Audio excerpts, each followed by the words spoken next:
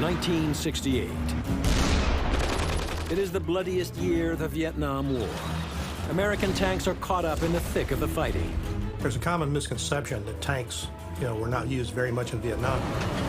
The tank commander said, "Bring it to the left, bring it to the left. Start shooting." To win the war, the Americans unleashed the military might of their armored forces. Our two tanks put out savage firepower. But the North Vietnamese fight back, sending their own tanks into battle. Next thing I remember seeing was a round coming toward us. Now, North and South fight to decide the fate of Vietnam. Tank versus tank. In the final phase of the war, the North Vietnamese armor really did prove decisive.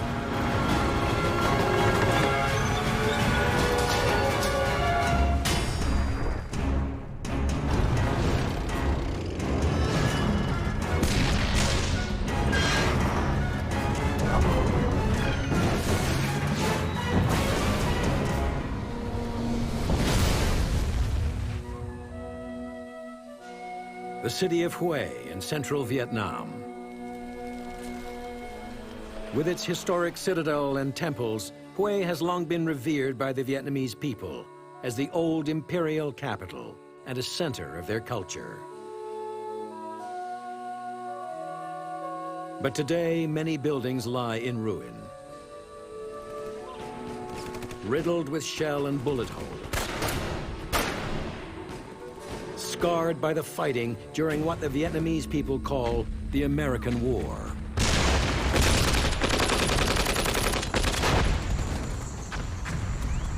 (1968). War is raging in Vietnam as forces from North and South battle for control of the country. Since 1954, Vietnam has been divided into North and South along the 17th parallel. The North is led by Ho Chi Minh, who is fighting to unify all of Vietnam. The partition of the country into two parts, which the leaders in the North, primarily Ho Chi Minh, simply refused to accept. It was always their goal to reunite Vietnam as a single country. More than just a national conflict, the fighting in Vietnam is also a front line in the global Cold War between America and Russia. The American interest in the Vietnam War was directly related to the Cold War. It was to prevent Soviet influence in Asia. They thought if South Vietnam fell, next to fall would be Indonesia and the Philippines, and all of Asia would become communist. By 1965, American leaders believed the only way to stop Ho Chi Minh's fighters is by committing U.S. ground forces to Vietnam. On March 8th, a small expeditionary force of 3,500 Marines and 2 platoons of tanks lands at Da Nang. The Americans are caught up in wave after wave of guerrilla attacks by the communists. Ambushes, rocket-propelled grenades, and landmines inflict heavy casualties on the Americans. The American tanks weren't ready for the Vietnam War in 1965. But the broader point has to be made: the American military establishment wasn't ready. In an effort to crush the enemy, the U.S. increases its troop levels to 500,000, while its armored force grows to hundreds of tanks. From 1965 to 1968, the American numbers and tanks increased in South Vietnam because they believed the communists were going to launch more conventional operations. Northern commanders are indeed preparing a large offensive. In 1968, they will attack all across South Vietnam during the Lunar New Year holiday known as Tet. And the Americans will now have the opportunity they want to destroy the enemy with their overwhelming firepower. They believed if they could bring the communists to a conventional battle, they could defeat them. January 1968. A fateful year in the Vietnam War begins. In Hue City, the streets are crowded with Vietnamese celebrating the New Year. And amongst them are thousands of communist fighters who have infiltrated the city disguised as civilians. January 31st. Explosions rock the city. The Tet Offensive begins. 75,000 communists attack villages and cities across South Vietnam. And nowhere is the fighting more fierce than the city of Hue. American and South Vietnamese defenders are overwhelmed as guerrilla fighters appear out of nowhere. Within a day, the communists control much of Hue. The city Hue had particular symbolic importance to the South Vietnamese, as it was the ancient capital of the country. American and South Vietnamese reinforcements rushed to the scene, including M48 tanks from the Marine Corps' 3rd Tank Battalion. We'd always trained that we're going to be in the jungle and we're going to be in scrub and in this third world country, and all of a sudden we're in a city. I got there and some of the buildings were burned up and there were fires going on in the city, and they actually were fighting street by street and house by house. And they call us and say, okay, saddle up, and we jump in the tanks and take off. The M48 Patton is ideal for tank-on-tank combat, with a 90mm gun and 110mm of frontal armor. But on city streets, it is vulnerable to anti-tank weapons fired at close range.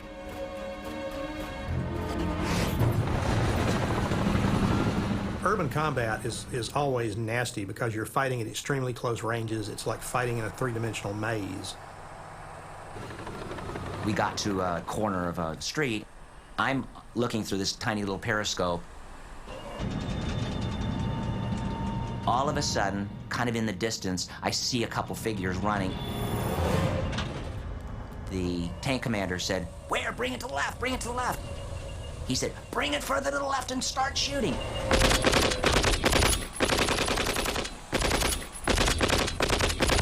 And 9 times out of 10, you didn't know what you're shooting at, you just shoot. We'd have this 5 minutes of crazy action, and then we pull back. But in Hue, there is no front line to pull back from. The fighting is everywhere. We'd park the tanks and wait for the next call to action. And I didn't want to get out of the tank the first time because the North Vietnamese were all around. Tanks, in particular, are vulnerable because any place that you have open windows, open doorways, rubble of buildings, the tank can be attacked from ground level, the tank can be attacked from above. 2 tanks were next to each other, 2 tank crewmen who had been out. They were all sitting around. The North Vietnamese mortar came in right in between the 2 tanks and took 2 or 3 of the guys out. Of the 14 or 15 crewmen that went up there that first day, almost every one of them had been medevaced out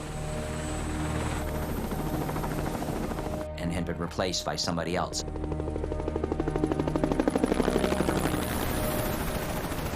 When you came in country in a combat zone like Vietnam, they give you a little time to kind of acclimate and you get some orientation as to what to expect, but there was no time for that with Tet. We found out that we were going to be going into Hue. And we walked in, and that's where we first found the vehicle. That's the tank that I wound up on. We were basically replacing the crew that got hit. And I found myself as a replacement gunner. It was in pretty horrible shape. It was to be expected. You know, the tank commander had basically had his face taken off. So there was blood around the tank commander's cupola, and you could see it inside the turret. The interior of the tank might be covered with blood, body parts, things like this, but they just stuck you in that tank and you kept going. So I thought, oh my God, what's going to happen now? All I remember is the platoon commander telling us what to expect. You know, this was not tank country, he says, we're going to be going down streets.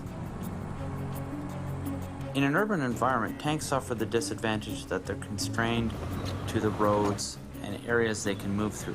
So the communists could more easily lay ambushes in areas where they believed the tanks would go.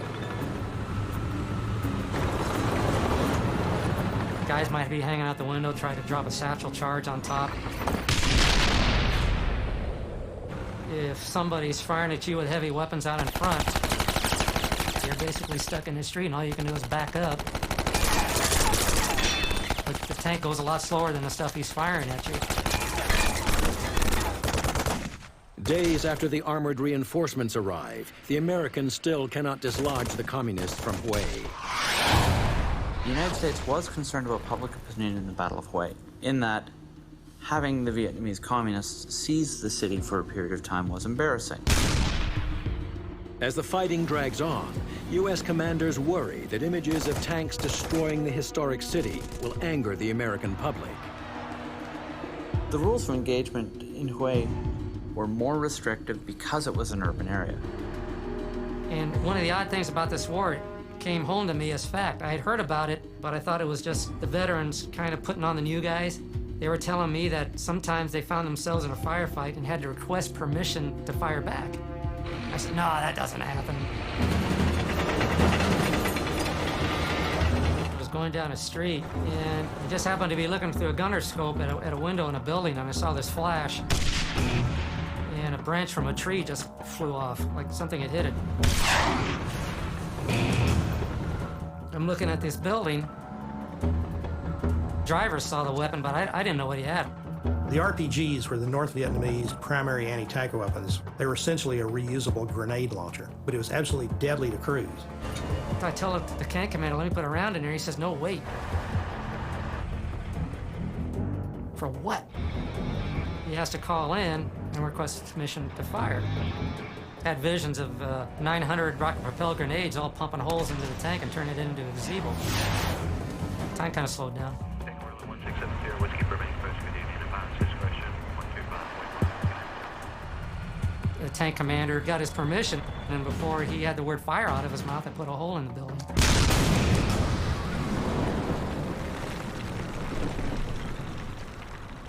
The communists are finally driven from Hue, but much of the city lies in ruins. American casualties are high, and confidence in a swift victory in Vietnam is shaken. The American public opinion was the great casualty of the Tet Offensive. Prior to the Tet Offensive, American politicians said, we can see the light at the end of the tunnel. We are about to defeat the Vietnamese communists.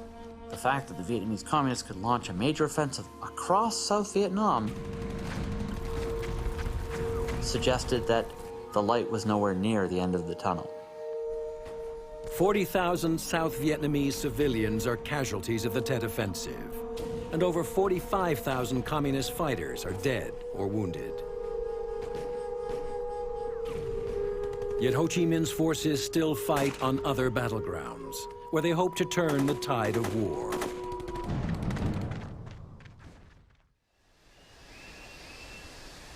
The remote mountains of central Vietnam.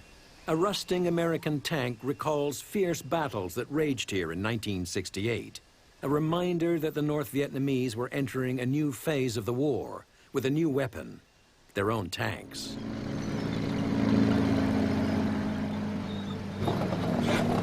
The NVA had tanks as early as 1959. However, they were in a school. They didn't employ their tanks in battle until 1968. At that point, the NVA were equipped with the PT-76. It was a Soviet-made tank, an amphibious tank. It was useful to infiltrate South Vietnam so that they could move them from North Vietnam through the number of water courses they would have had to cross. And now the NVA will use their tanks to spearhead a major attack to seize the large American combat base at Khe Sanh. They will infiltrate from North Vietnam through Laos and across the border along Highway 9 and attack Khe Sanh.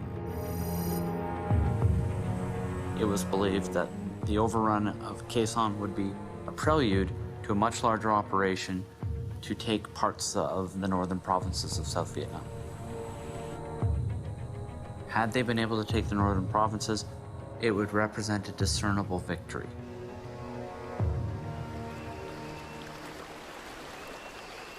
Highway 9, South Vietnam, January 1968. the NVA begin their advance along the highway. NVA infantry and tanks will attack their main objective, Khe Sanh. First, they must take a small U.S. Special Forces base, which guards the route, just 10 kilometers away at Lang Vey.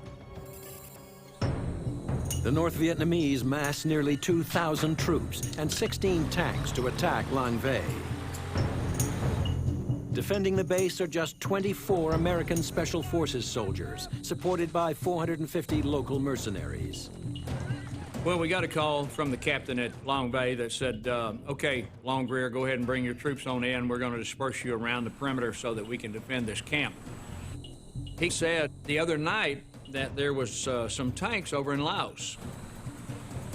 He said he thought there was about 3 or 4 of them. And I said, okay, why are you telling us? Tanks had never been used in the South Vietnamese War before, and what was going over in Laos was their business. So when we moved in, we established our position, started digging bunkers and everything. The North Vietnamese artillery in the mountains begins firing on Lang Vey Special Forces base. They could look right down on top of us. So they were putting some pretty effective fire on us every night. February 6th, 1968. Night falls over Lang Vey. And so at this point, we feel like this may be it. The communists are about to unleash their attack. Leading the assault will be PT-76s from the NVA's 198th Tank Battalion. The PT-76 is a Soviet-designed light tank with a crew of 3. It's armed with a 76.2 millimeter main gun, but it has only 17 millimeters of frontal armor. When the North used tanks at Lang Vey for the first time, it represented the beginning of a shift in their strategy. They were prepared to blend conventional operations with guerrilla operations. As the PT-76s reach the perimeter wire of the base, the sudden appearance of so many NVA tanks catches the Americans by surprise. Sergeant in the bunker with me, he said, "Sir, I only got one thing to tell you. We got tanks in the wire." I said, "Are you serious? Tanks in the wire? Let's go, man." All of a sudden, I'm like, whoa, God, look at that. That's a Russian tank, man. It's a PT-76. The Americans scramble from their bunkers and ready their main anti-tank weapon, the 106 millimeter recoilless rifle. And then boom, the 106 goes off. They knocked out the first tank, opened the breech, put in the second round, knocked out the second tank, put in a round, knocked out the third tank.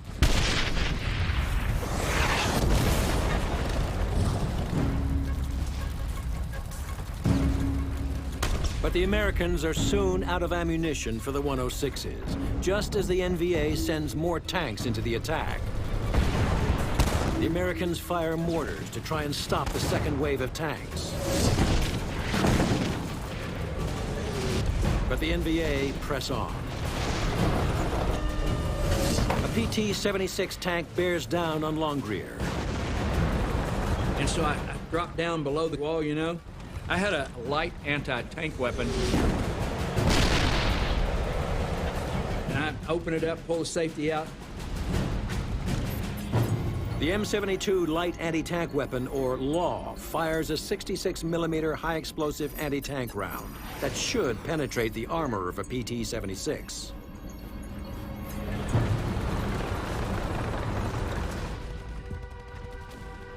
Quick it, and I throw it down. Give me another one.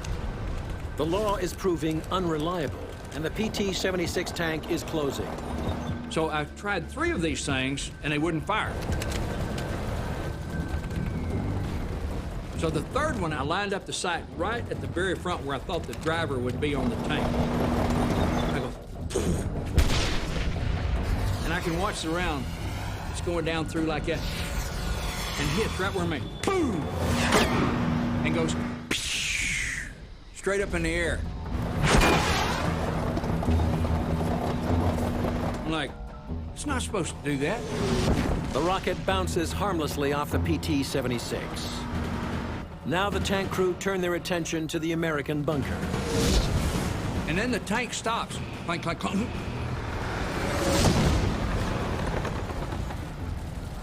He goes, starts moving his big barrel toward us, you know. And I thought, yeah, it's time to get out of this bunker.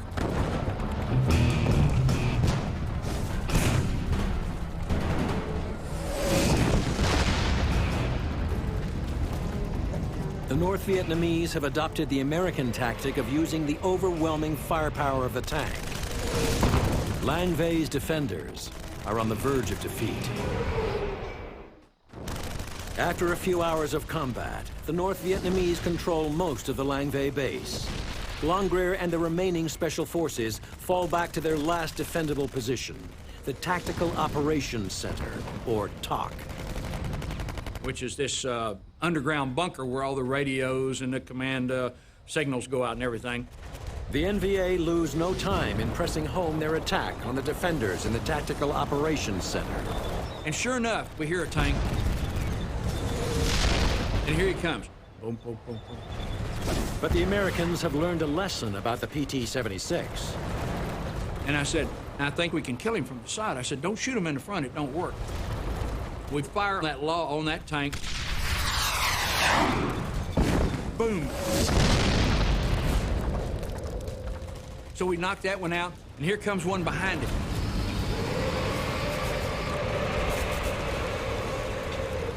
And so I fired.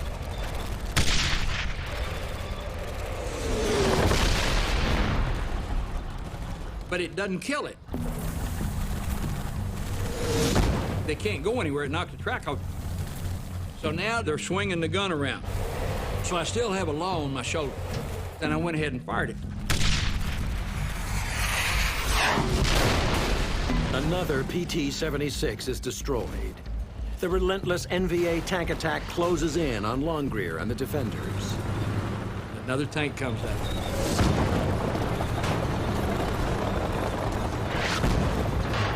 And here we go with the old... So I knew what was fixing to happen. Desperately short of anti-tank weapons, Long Grier heads into the TOC to look for more. So I took off downstairs. Just as I get to the bottom, boom! And the concussion knocked me through the entrance.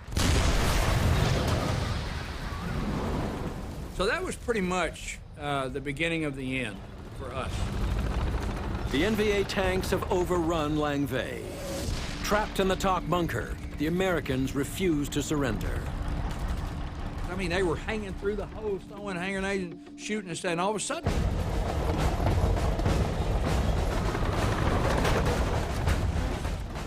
this tank pulls up on top of this bunker. We can see the dirt falling off the seats going. Driving a several-ton steel beast and pivoting it over and over again above the bunker was likely, in their minds, to have caused a surrender.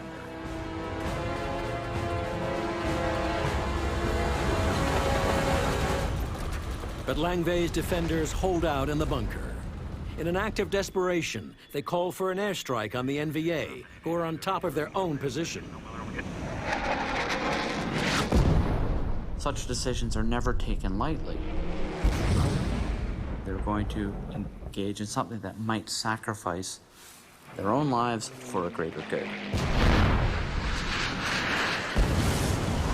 The dangerous tactic pays off as the aerial strikes force NVA tanks and infantry to pull back and allow the American-led troops to escape.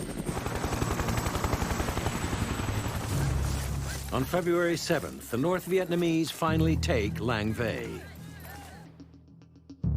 They lose 7 tanks in the attack, but prove their armor can be decisive against the Americans. With Lang Vei eliminated, the NVA now focus their attack on the large American base at nearby Khe Sanh. In Khe Sanh, the survivors from Lang Vei, including Longrear, are arriving. Of the 24 American Special Forces, 21 are casualties. But they find they have traded one version of hell for another. Khe Sanh is under an intense artillery barrage, with shells landing every 10 seconds. In early 1968, Khe Sanh was surrounded. It had been isolated by North Vietnamese forces immediately prior to the Tet Offensive and subjected to prolonged bombardment.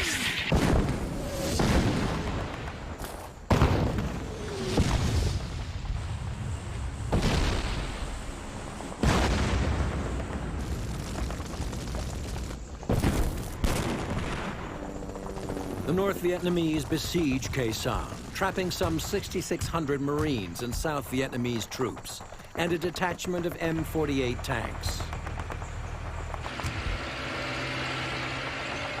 I volunteered for a tank assignment and volunteered to go to Khe Sanh. The siege of Khe Sanh to me personally was, I hope, the closest I'll ever get to hell.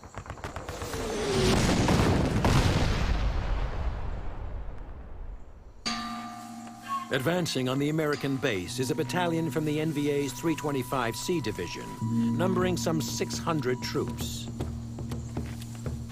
They prepare to assault the outpost on Hill 64, near the west end of Khe Sanh Combat Base, and a position known as the Rock Quarry. The Rock Quarry was a knoll where there were two tanks, one in front of and one in back of each other, kind of hidden from the enemy. February 8th, 1968. In the early hours of the morning, NVA soldiers close on the American perimeter. We would come out very voraciously at night, looking for enemy with our Xeon scope. They dug trenches and tunnels leading up to our lines until they were 50 to 100 meters from our trenches and our lines. NVA soldiers crawl silently forward to place explosives under the barbed wire. They could melt through our lines like a hot knife through butter. Of course, we didn't know what was coming.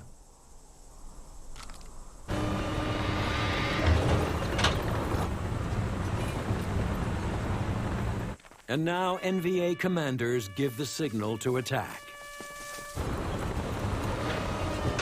And I distinctly heard the bugle, and I knew what it meant. And saw the flares. It is the signal to detonate dynamite and blast holes in the perimeter wire.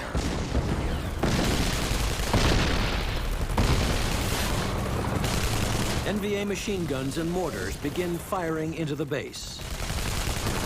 We were hit with a barrage of artillery, mortars. NVA infantry storm up the hill towards the American positions. It was Alpha 19's outpost that was on Hill 64. And they were being overrun. The Marines pull out of their bunkers and withdraw. The NVA reach the top of Hill 64, intent on destroying the American positions.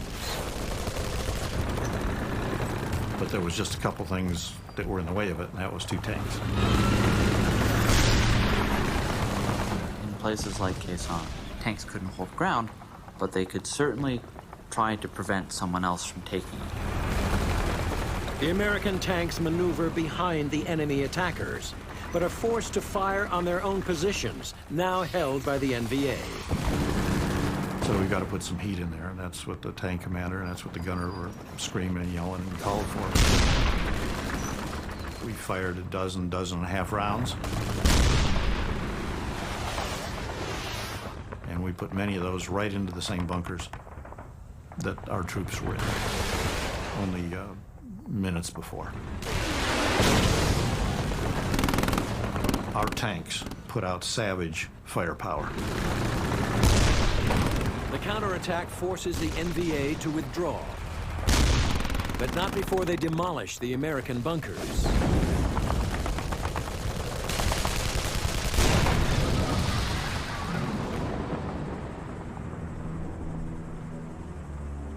In the battle for Hill 64, the North Vietnamese lose 150 dead. Tanks played a critical role in the siege of Khe Sanh. We displayed to the enemy that we could be at any point that they would choose, and that we could be there in a matter of moments.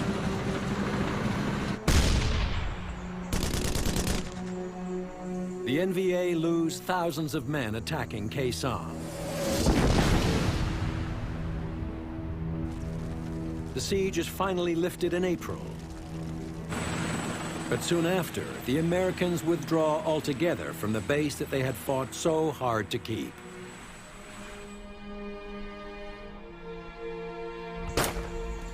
"1968 is the deadliest year of the war for the United States, with over 15,000 Americans killed in combat. The death toll fuels the anti-war movement, with protests erupting throughout the U.S. and around the world. 1968 does represent a turning point for the American will to fight. What the American public discovered was that they were going to have to pay a much greater cost to save South Vietnam from the communists. And it's at that point that the American public began to turn in much larger numbers than it had before. While the United States grows weary of the war, the North Vietnamese remain determined to continue fighting and defeat their enemies. New offensives are planned, and tanks will be crucial as the Communist campaign to unite the country expands. Ho Chi Minh's guerrilla fighters are now a modern army, ready to take on the most powerful nation on Earth. 1969. To replenish their forces in South Vietnam, the NVA moved troops, supplies, and tanks to the south via the Ho Chi Minh Trail, a series of routes running thousands of kilometers through the jungles. The Ho Chi Minh Trail was a nickname of the communist route for communications, logistics, and infiltration into South Vietnam. To disrupt the enemy's supply chain, the Americans have a line of fire bases along the Ho Chi Minh Trail from which to attack the communists. One of the most isolated is Ben Het Special Forces Camp, located in South Vietnam's Central Highlands, near where the Ho Chi Minh Trail runs through neighboring Laos and Cambodia. Ben Het was an important objective. Because of its location, had they been able to take Ben Het, it would have opened the door to operations that might cut the country in two. The base occupies 3 hills, with the West Hill nearest the trail. It's protected by the tanks of B Company from the U.S. Army's 1st Battalion, 69th Armored Regiment. In early 1969, NVA commanders decide to assault Ben Het. Spearheading the attack on the base are up to 10 PT-76 tanks. The NVA believed that tanks would play a decisive role at Ben Het. March 3rd, 1969. 3 M48 tanks are dug in on the West Hill, protecting Ben Het Fire Base. We had them dug in. They were in trenches, you know. All that was sticking out was a gun tube and what have you. As night falls over the base, all is quiet. Until the Americans hear engine noises coming from across the nearby border. Special Forces unit had a team out with one of their lieutenants, and they reported that there was tanks moving down around the area between us and the borders. We got our night vision scopes out and devices and started looking. We saw the PT-76s out there. The first tank-on-tank battle of the Vietnam War is about to begin. To be honest, we're surprised overall that it was coming our way. Ben Het does represent a tank-on-tank action. By accident. I have difficulty believing the North Vietnamese would employ a PT-76 against an M48. Two PT-76s are quickly knocked out. But the third closes on the American tanks and opens fire. The next thing I remember seeing was a round coming toward us. The closer it got to us, the bigger that round looked. It looked to me like he was going over, but it didn't. It hit the loader's hatch. And when it did, it blew a tank commander out of the cupolas. He blowed me off the back deck. He and I wound up 15, 20 foot behind the tank. He cut the lower two crewmen who were to my left half in two, each one of them. Half of them on the back deck, the lower half on the ground.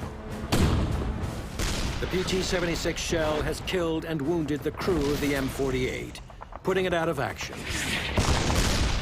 The remaining U.S. tanks pummel the NVA attackers. Finally, the communists withdraw. At the first break of dawn the next morning is when they saw at least 2 tanks had been destroyed.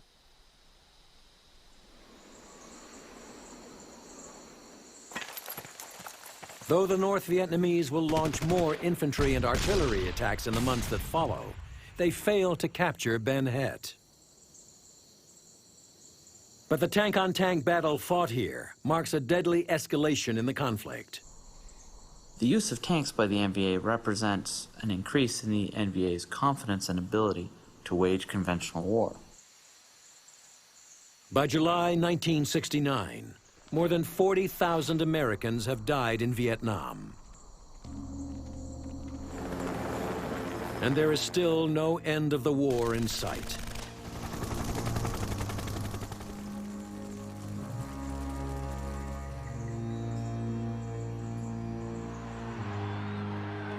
On September 2nd, North Vietnamese leader Ho Chi Minh dies.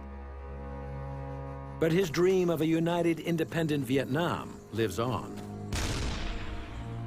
You can kill 10 of our men for everyone we kill of yours. But even at those odds, you will lose and we will win. The Americans start peace talks with the North Vietnamese and announce they will begin pulling out their troops. We have adopted a plan which we have worked out in cooperation with the South Vietnamese for the complete withdrawal of all U.S. combat ground forces. The American tankers had been among the first to arrive in South Vietnam. When the U.S. believed they could win a swift victory with their overwhelming firepower, now they are amongst the first to head home.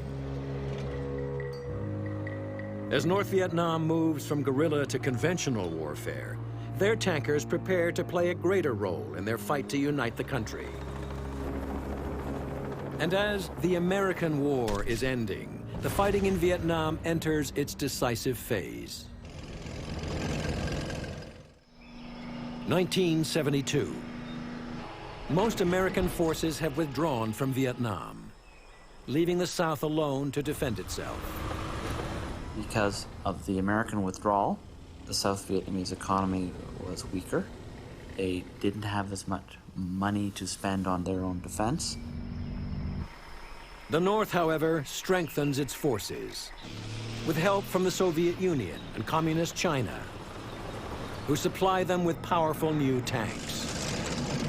Soviet aid allowed them to rebuild their forces for future operations. The North Vietnamese did believe that they could defeat the South in a conventional war in 1972. Spring 1972. The Communists launch a new offensive. The attack will be their largest of the war, and it will be spearheaded by hundreds of tanks. When people think of Vietnam and tanks, most people make the assumption it's jungle. But there were areas that were very, very good for the employment of tanks, particularly the northern provinces. The main tank assault falls on the border provinces, where the communists believe the enemy is weakest. This was the first time the North Vietnamese had used tanks en masse during the war in Vietnam. For the attack, the North Vietnamese field 30,000 troops and more than 150 tanks. Defending the northern provinces are nearly 30,000 South Vietnamese troops and dozens of M48 tanks. March 30th, 1972. The attack begins as NVA troops swarm across the border into South Vietnam. With them come 2 regiments of armor, which includes the most modern tank they have, the T-54.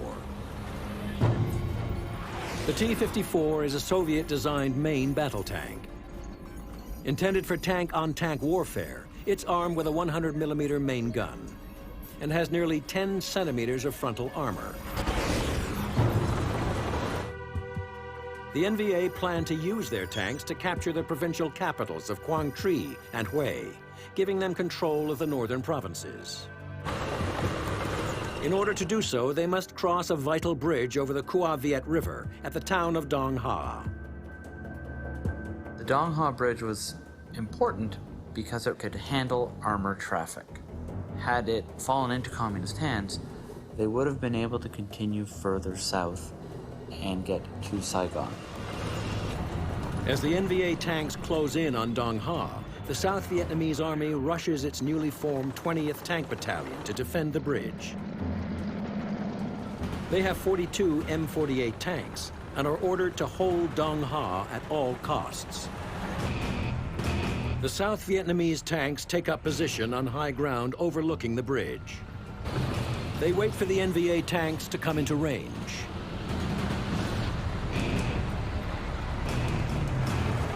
As the NVA tanks approach the bridge, they enter a killing zone.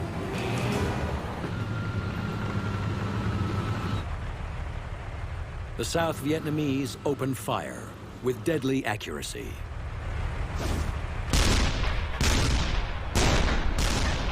"11 enemy tanks are hit.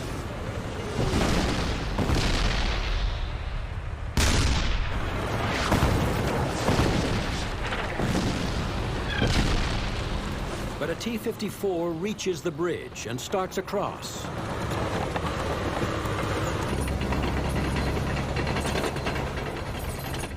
A lone South Vietnamese Marine aims to stop it with an anti-tank weapon.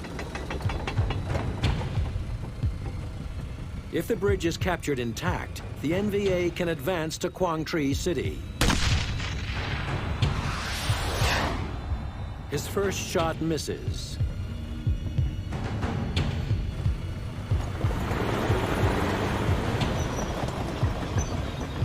He has 1 rocket left.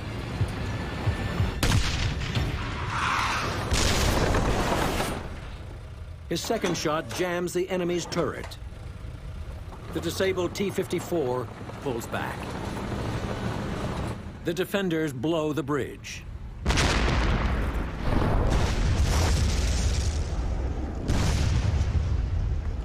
Stopping the NVA tanks from crossing.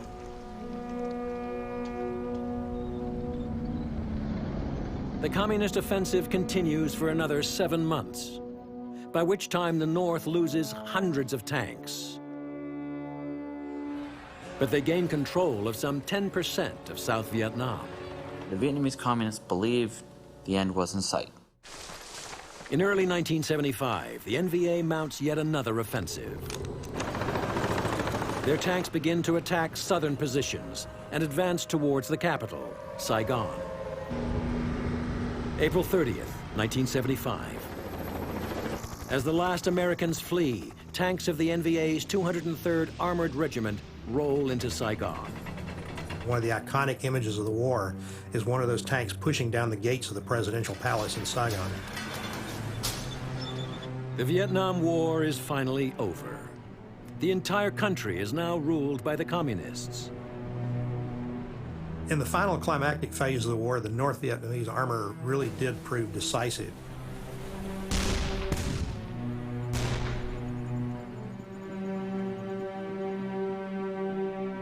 Over 5 million Vietnamese people die in the battles that raged in the war for Vietnam. The war cemeteries and memorials bear witness to the terrible price they paid to be unified and independent.